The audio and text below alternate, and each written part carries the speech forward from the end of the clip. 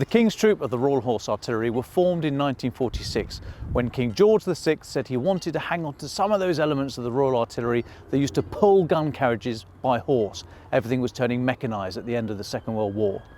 Originally known as the Riding Troop, after a very successful inspection in October 1947, King George VI scribbled out the word riding in the visitor's book and wrote Kings. The name has stuck.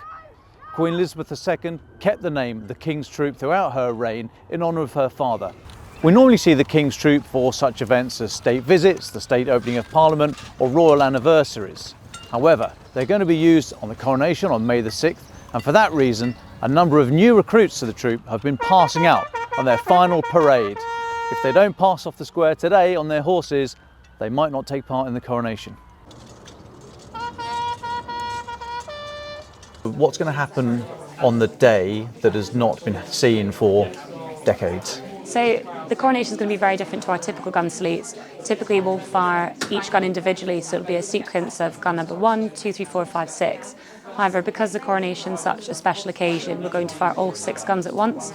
So it'll be a very loud bang, and the timing is so important. So essentially we'll have a link to Westminster Abbey, and when the crown is placed onto the King's head, we'll receive a signal via voice through radio and also a flag to say fire, at which point we'll command all 6 guns, so precision timing to get them all to bang at the same time. So literally the moment that the crown touches the King's head, yes, you'll go fire. And where are you firing from? So we're on Horseguards Parade. We'll have 6 guns placed there in position, waiting, bated breath until we get the signal, and then it'll be what we call a salvo, so all 6 guns at once. So what are your priorities when you're preparing the animals for an event like this? What have you got to think about and what have you got to watch out for?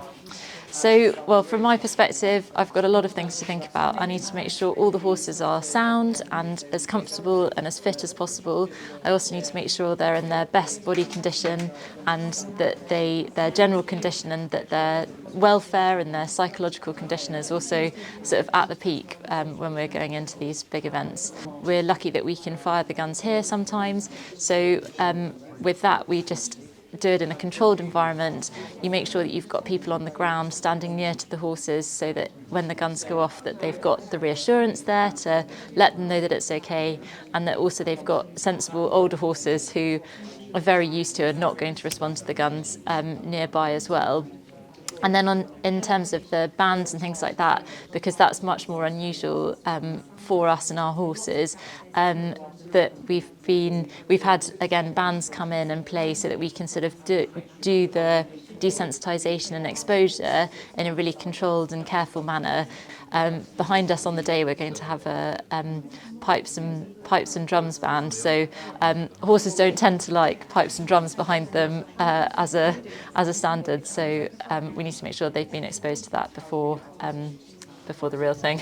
And what signs are you able to look out for to tell that one of the horses is starting to become uncomfortable, or as we the public we just suddenly see someone, a horse being naughty and sort of rearing up? Can you tell when something like that's going to happen? Oh, absolutely. I think most riders will. Well, I mean, it's crucial to know the horse that you're on, and our soldiers are really brilliant. They, form quite a strong bond with the horses that they tend to ride, and especially if they're going to be riding it for a big event, they will have done a lot more riding more recently.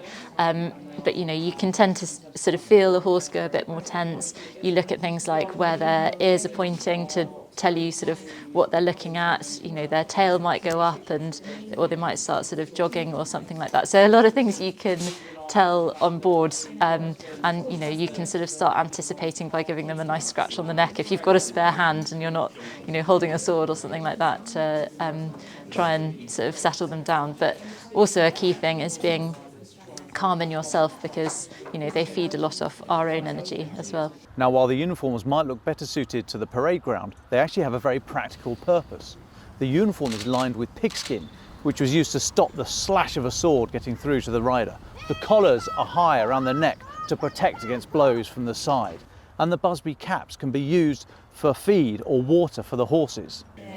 How have the preparations for the coronation differed from any other for state events or birthday parades, etc.?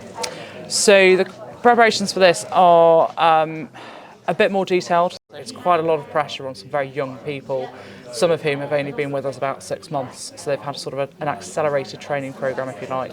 And how many people and horses will you have on parade? Approximately 80 horses and about 60 people. So about half the troop as it stands at the moment. Just over the half. At the moment, I've got we're sat around about 140, 150 people at the moment. So over half on parade, but of course for us, it's all the things that go around it. So it's the safety. So you'll see on parade what we call tracer bearers. So you see soldiers walking alongside the gun teams just to make sure that all the horses are calm and they can react quickly if there's any incidents.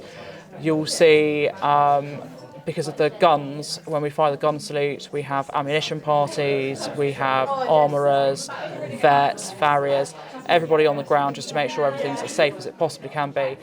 When you factor in all of those elements, that's approximately another 20 people on top of those physically riding on parade. Because they're in a herd and in a group, we rely very heavily on the fact that the older horses that are more experienced will be more relaxed and will keep the younger ones calm.